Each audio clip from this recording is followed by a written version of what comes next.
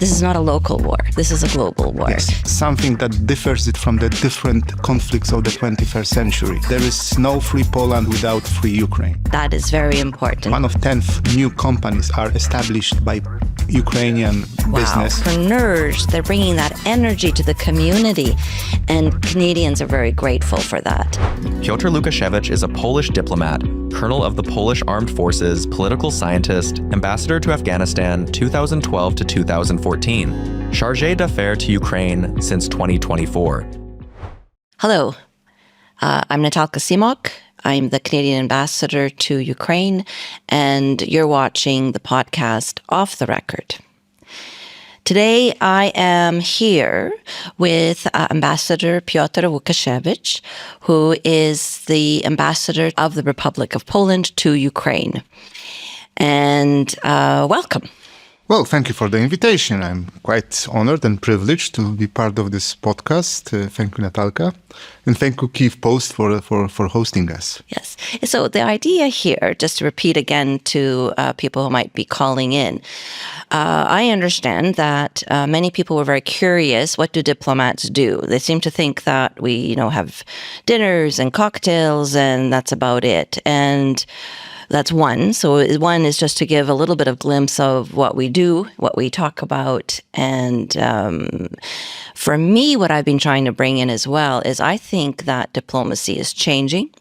So especially with social media. So it's also an opportunity for us to comment on that.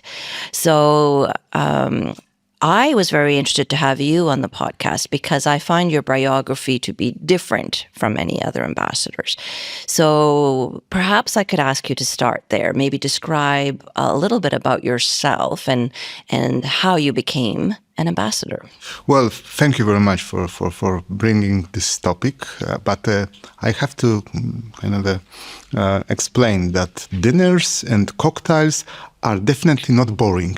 We just had a dinner yesterday. We did. It was exciting. It was good. It was very, very, very pleasant and very, very important in our job. So they are definitely not boring. Why are they important? They are important because, especially in a place like this, in a place like Ukraine, like Kyiv, they are the platform. Mm-hmm. The social gatherings, and these are the platforms that we can unify, especially in our case. We are allied nations supporting Ukraine. So this is the platform that we can unify our position. Of course, exchange the, maybe not rumors, but exchange our views, exchange our experiences. And that makes us, well, again, more unified, more behind Ukraine in a sense that we can present our, agree on our positions, the small details, because generally, our policies, our strategies are very well known. Canada, Poland is a staunch supporter of Ukraine. But this, as you call it, the boring gatherings are important yes. tool to actually make things a little bit more smooth, and they are indeed quite fun. Yes, so it's true. Diplomats have fun, and I think that's a good description because I'm finding that more and more ambassadors are chosen that also have good interpersonal skills, are social, because if you have those characteristics, people will talk to you, and getting yes. people to talk to you and explain what's happening is part of our job, because we are understanding how people are reacting, how are things going. And so last night's dinner, since we're talking about what diplomats do at dinner parties, you had a very interesting set of guests. Yes. You had actually, I thought about it, you had almost every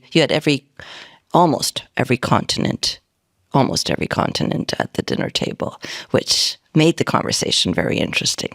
And yes, and this is indeed what makes diplomats' job interesting that even small details, as a composition of the table, sometimes it's so sophisticated that even choosing the right flowers at the table might send some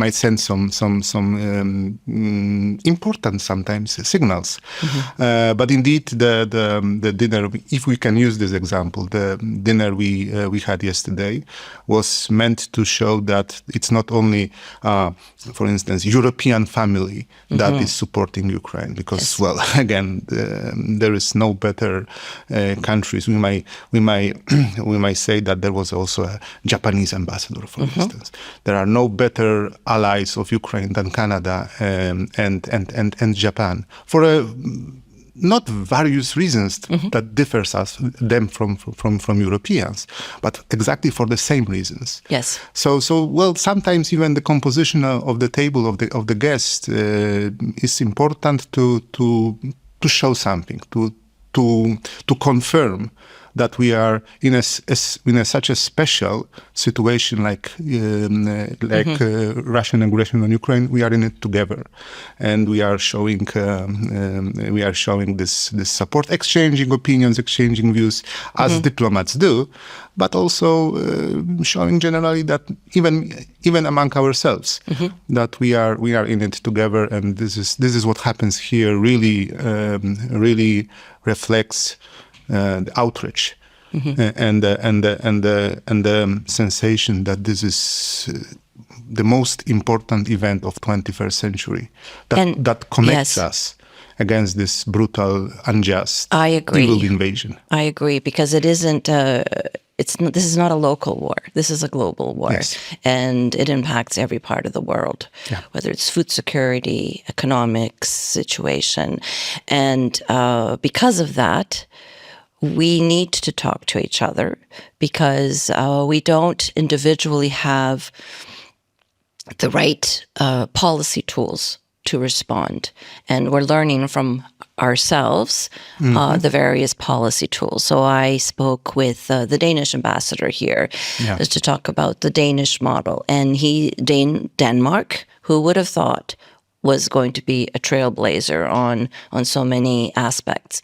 You mentioned Japan. Japan is a trailblazer right now in Ukraine in assistance. They have quite a few various trade delegations coming. They're really preparing for ways that they could help with the reconstruction. So you're absolutely right. You also had the ambassador from Turkey yesterday, and we know that Turkey plays a very critical role in the conversations between Russia and Ukraine. And we are watching that and learning as well, because the work that they do is not maybe known to everybody, but it is essential. And full disclosure here, so the fifth guest of our dinner was full reveal, full disclosure. It was we had also our Spanish colleague. So the composition shows that it's not necessarily the case of Central Europe. To show this, I'm representing kind of this region. I was representing this region at the table. So it's not only the Central Europe main interest, but us, distant countries like Japan or Canada, geographically. Yeah, we were comparing flights. Yeah, because actually, we do talk about how long it takes us to get out of the country to our own countries. Yes. Japan and Canada had a 12 hours flight to Tokyo, and 10 hours drive from Kyiv to Warsaw to get there, actually, to get to the airport. So yes, that's the functions that we represent here. Well, and it's a very special place, especially maybe a little bit different from the posting we used to have as diplomats before, is that there is not only a diplomatic chat, diplomatic talk, diplomatic functions, but also kind of a underlying feeling or sensation and understanding that this war is really something that differs it from the different conflicts of the 21st century. So I can we stop there a little bit? Because I think your background here is important. Yeah, thank you. Why your perspective, we were all attentively listening because you brought something to the discussion from your background that I don't think anyone else at the table had. So perhaps tell us a little bit about your background. Thank you very much for asking. Well, I'm the professional, by profession, by education and by profession, I'm a former military officer. I retired from the armed forces in 2012. Oh my God, it's 12 years already. So I'm a colonel, retired colonel. And I was posted during my military career also as a military diplomat, like a defense attaché? Defense attaché, okay. Yes, to Afghanistan and to Pakistan. Also, I took part as a regular soldier in so-called missions in Balkans, in Iraq, in Afghanistan as well. And then Foreign Minister Radosław Sikorski, seeing something in me, ordered me to leave military and become a civilian, full ambassador to Afghanistan, where in total I spent almost 7 years. So that's the kind of a background I possess. After, maybe you can find it also interesting that after 2015, when I left Afghanistan, I became kind of a journalist by interest and by profession, and a think tanker. So I have few portfolios already that I don't know. So we have this new class in Polish public commentary live called military expert, former military expert. So I was kind of a representative of that group. And then in 2024, I was called again by Minister Sikorski, who became again newly appointed foreign minister of the Republic of Poland. Well, he just called me and said, well, Kyiv is waiting. Yes. And I think it's that background that you have, both the military background, the fact that you've lived in countries where there were clear conflicts, and the journalism background is a very unique combination, and I think is serving you very well. No, thank you very much. Thank you. We learn a lot listening to you and your perspectives. So I think it works. And as you know, I also do not come the traditional diplomatic background.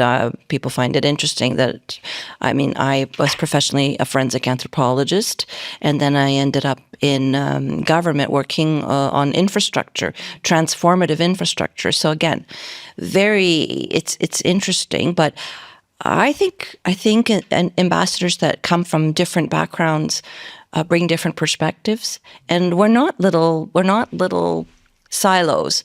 We actually influence each other, and we speak to one another, and we then bring those perspectives. So what you, for example, would have shared with us makes us think about things differently, and I hope I do the same. And it's very interesting, I find. Even when I mentioned that I have a little bit journalistic background, I cannot compare to you because you have clearly podcasting talents. Oh, well. So that makes you not even a great ambassador of Canada, but also a great podcaster. Okay, so I love this podcast because I love talking to people. Yes. And I love getting people to talk about themselves, because I find that once people describe their background, what they're thinking, it's very interesting. And so I'm going to bring it back a little bit to something else we were talking about. Yes. So Canada and Poland have a very healthy competition about who supports Ukraine more. Yes. And it's really fun. I think it's fun because even last night we were commenting. My Prime Minister Carney from Canada was here on Independence Day. It was just a few days ago. Fantastic visit. I'm getting really good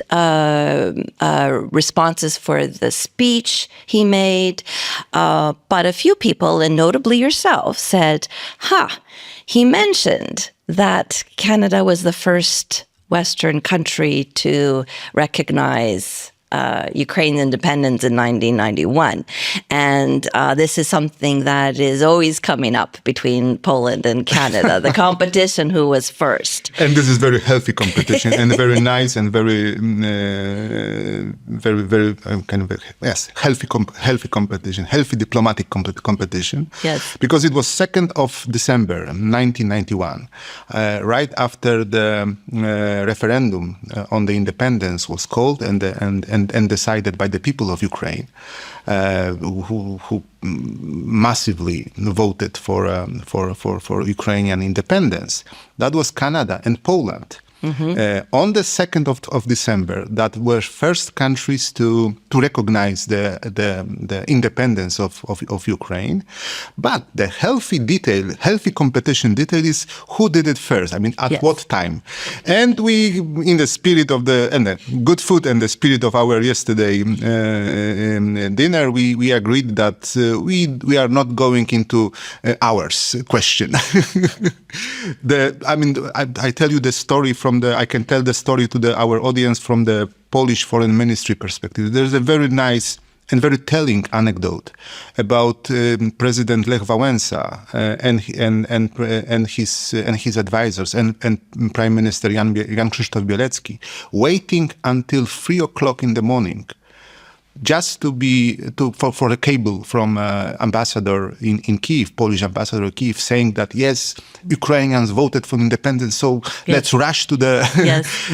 So that's the very nice anecdote, and I'm sure that you have the same kind of anecdote from your ministry or from your political leaders of Canada, but. Under this anecdote is really a strong feeling that we developed since then, since 2nd of this December 91, that Poland is for Ukraine, Ukraine is for Poland. And the meanings of this both sentences goes way beyond anecdotes and just healthy competitions between the countries. That we are the ones that are good neighbors. We have a history with Ukraine, and this was the realization actually on that night. Long-lasting Polish political thought made by Jerzy Giedroyć and the other thinkers of Polish political philosophy, that there is no free Poland without free Ukraine. That is very important to stress. That is very important to stress. So even behind these small anecdotes, very, very, very nice one. Yes. There is a great understanding and great strategies, national strategies that are hidden in this anecdote. And this one is especially telling. It is lovely, and it's a really healthy competition. I mean, Poland has the time advantage to be able to, if it really was a race. We can agree on that there Poland was had the time advantage. Different time zones. So Canada technically was the second country. So I will say that on the podcast. Canada was technically the second country. So that is why we say Canada was the first Western country. And I think what they meant was, so this is also could be controversial, I think what they meant is across the Atlantic. Yes. When they said that. But somehow that hasn't been clarified. So here on this podcast are the two first countries to recognize Ukraine as an independent country. And the third one, you were saying, was Russia was the third country. Yes, somebody was saying yesterday, but I don't know if that's true. Let's make it an anecdote. Let's shake hands our first two countries, and awesome. let's keep the Russian detail in on that day. Yes. So I think the other thing that we were talking about in terms of Poland and Canada, we also speak about very proudly about the Ukrainian diaspora in Canada. Yes. So we modestly modestly say 1,300,000. It actually is probably higher, but we rely on the self-identifying surveys. So we know it's higher because a lot of people that would have come from Ukraine didn't know they were coming from Ukraine. And we know that a lot of people would have said Poland, because when they were coming, it was technically Poland. So this is a very tricky thing to be able to split. But the point is that you were sharing how many people have come since the full-scale invasion to Poland, and that is almost the same number as our entire official diaspora. Yes. So we in Canada proudly accepted 280 Ukrainians since the 280,000 Ukrainians since the full-scale invasion. We're far. We're not Ukrainians' first choice, because we understand the Ukrainians wanted to go to places like Poland and Germany, so it would be easy for them to go back and forth or come back. But Poland, maybe you could tell us a little bit. It's still very impressive. Even the number 200,000 people is something. It's a lot. It's a lot. It's a lot. It's impressive. We're not a big country. But when you learn more about Canada's history after Second World War, when it actually when Canada became a home for many Ukrainian, including my heritage, Polish, Jewish, yes. And many other nations coming from the Central Europe found their homes, new homes. Running away from the Soviet Union. From the Soviet Union, from Bolsheviks. Yes, that's something really, that explains the high number of the 200,000 that you mentioned.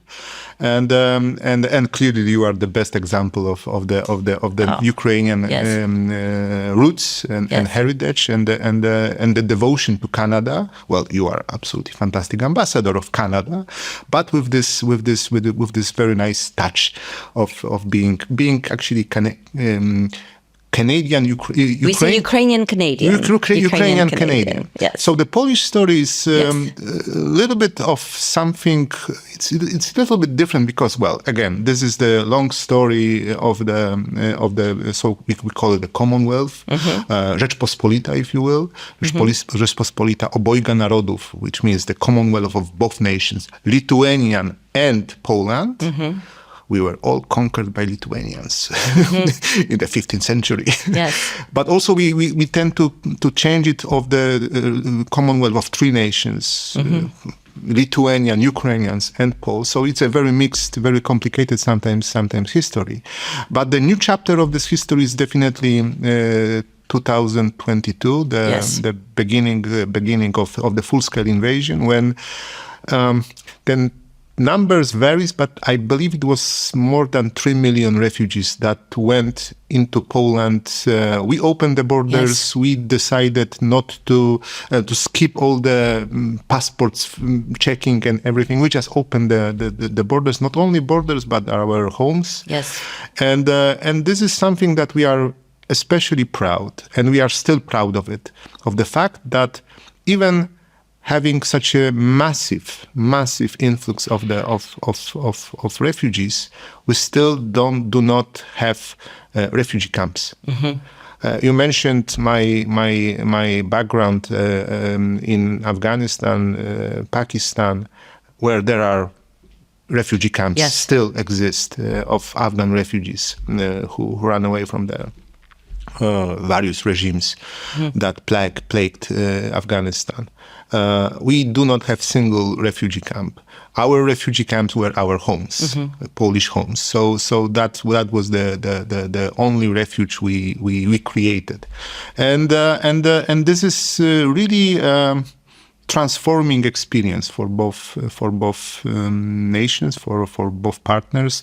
So the history that started on 2nd of December 91 kind of found its it's not conclusion, of course. Yes. But it's important follow-up or on continuation on 24th of February. I was hoping you could talk a little bit about the Ukrainians who are still there, because I found what you said about their contribution to the GDP. Poland's GDP was fascinating, and that they're integrating well.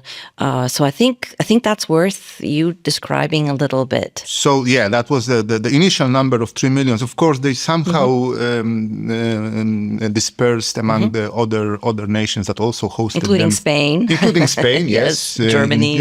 Czech Republic, Germany, Spain, other nations, and I believe also Canada also had following the waves of refugees, Ukrainian refugees. But what we have right now is registered almost 1 million Ukrainians, and very interesting fact, as you mentioned, the recent research of, I believe it was World Bank, showed that first 80% of these refugees are working, officially registered as employed by Polish companies. Every 10th of, I believe, 1/10 new companies are established by Ukrainian businessmen. Every 10. Yes, every 10th new companies after. So so that's significant. It changes, but I believe it was even higher before. The percentage was even higher in the last year. 2.7% of our GDP growth we owe to this new business opportunities, new economic opportunities. They are the Ukrainians that are living in Poland, that live in Poland. They are quite well accommodated. They are using the social networks that were present before the full-scale invasion, because there were many Ukrainians present already in Poland. So it's a story of the relatively well-established communities, minorities, economic groups that are, of course, there are, as usually, there are some difficulties. There are some changes, some tweaks in the whole system, but still they maintain healthy presence, and they are very valued part of the economic, social groups in Poland, which we are I'm very proud of, and I believe this is what makes Poland better. I would not say great again, but but better, and really we should cherish that and show it as a strength of our Ukrainian-Polish relations. Yes, and we could say the same thing about Canada. So what I found fascinating about this, the last 3-year group of people who have come to Canada, is that they have moved to. People tend to go to the same areas, whether it's Toronto, largely Toronto, and maybe Montreal. But Ukrainians actually moved and settled to places where there weren't many Ukrainians, including Newfoundland and other in maritime provinces. And they have been welcomed. They have changed the community. These communities have been very grateful because their demography was declining. But it's not just their presence that's there. It's their presence. Like they are they're bringing new businesses. They're entrepreneurs. They're bringing that energy to the community, and Canadians are very grateful for that. They're asking for university subjects on Ukrainian studies in universities that have never had Ukrainian studies. We historically in Canada had what would be called Slavic studies, which kind of blended everyone together, but this was Ukrainian studies. So they are making an influence on Canada in a very positive way. So I think Poland and Canada, as we've agreed already, share a lot have a lot in common when it comes to Ukraine and Ukrainians. And I think it's a very good thing. Yes, it's a good thing. Of course, I mean, well, I'm trying to be honest also as well. So it's also creates some the fact that we adopted such a massive number of the. What's the total population of Poland? So I'm just trying to understand sort of how 35, 36. Yeah, so 1 million is significant. 3 million because there were already Ukrainians working and living in Poland before. Of course, it creates various challenges for the social structure, for the job markets, economic, political as well. This is a specific situation because we are neighbors, so we are kind of connected for good and bad. Yes. In our relations.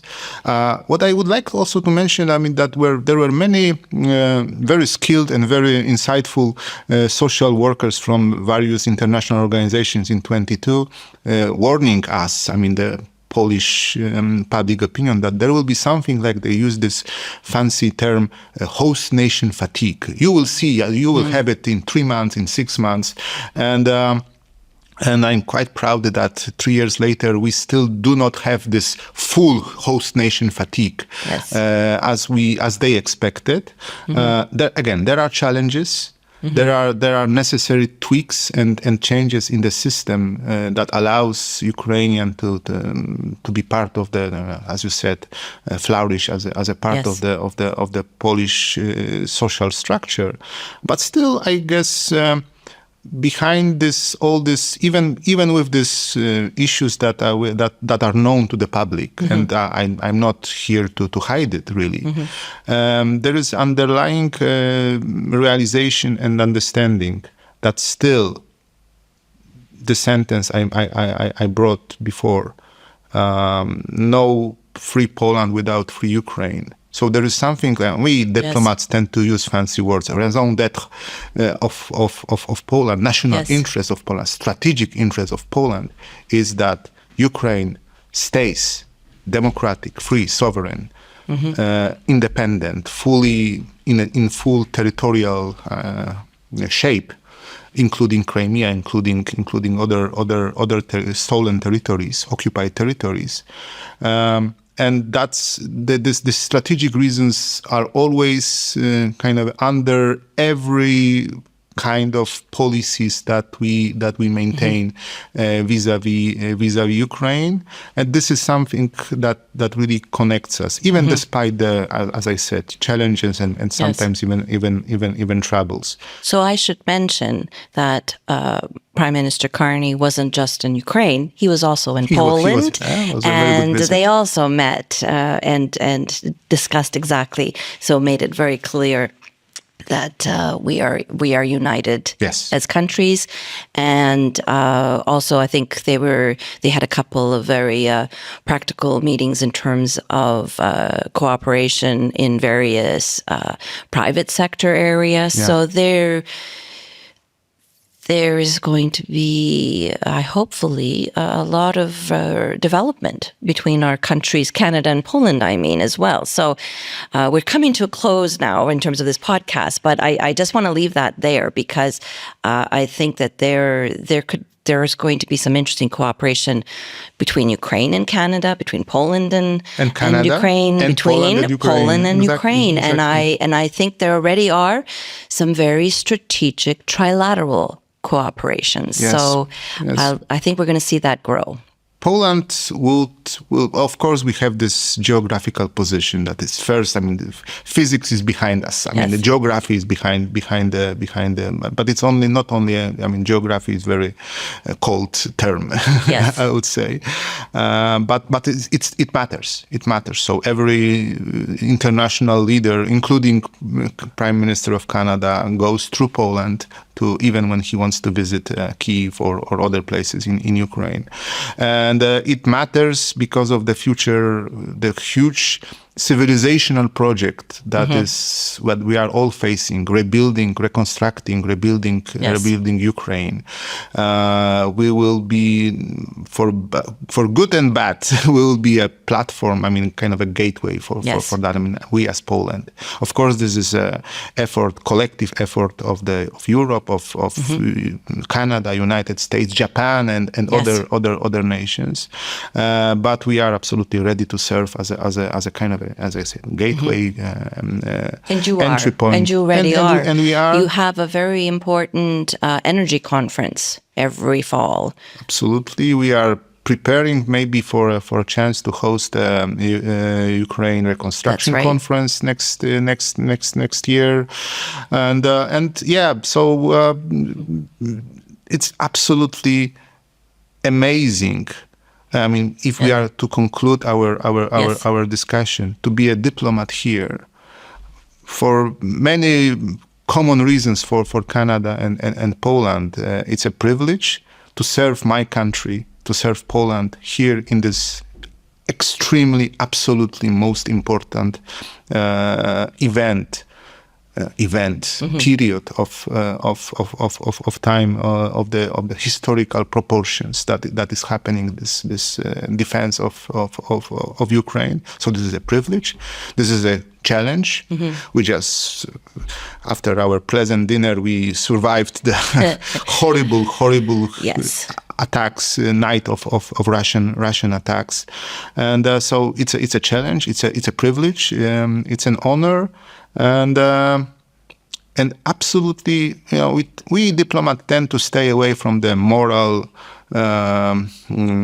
clarity sometimes. That's the usual description of the diplomat. I remember the diplomat is an honest person that we send to lie on behalf of our country. That's a definition of some 17th century. Very cynical. Yeah, that's very cynical. Yes, exactly. But this place, Ukraine, makes it, even the morality makes it important, makes our job important. So it's not a cynical, diplomatic saloons or schemes. So let's end there, because I think I think this is a reality check. Last night we had Kyiv experienced, and other parts of Ukraine, but Kyiv experienced a very serious attack of ballistic missiles. I was counting, I think we had at least 6 or 7. Yes. Plus the drones, and we're not talking about little drones, it's the full-on drones, Shaheds, that have rained terror on Kyiv. And just for the audience to be aware that we don't just do dinner parties. Right after this podcast, we are going to be visiting one of the sites that was severely damaged last night, where there were deaths as well caused from this. So it is a very sobering reality of what we do here. We believe that it's important for us to go, to be witnesses and report back to our governments of what we see and what we hear. Absolute moral clarity on that. Who is clarity aggressor is and clear. who is defending and who is helping to defend this country, as we are. So it's a complex place to be an ambassador, and we rely on each other for friendship and information. And so with that, I want to thank you very much for participating in this conversation today on the podcast Off the Record. I'm Natalka Cmoc. Thank you very much for joining us. Thank you very much.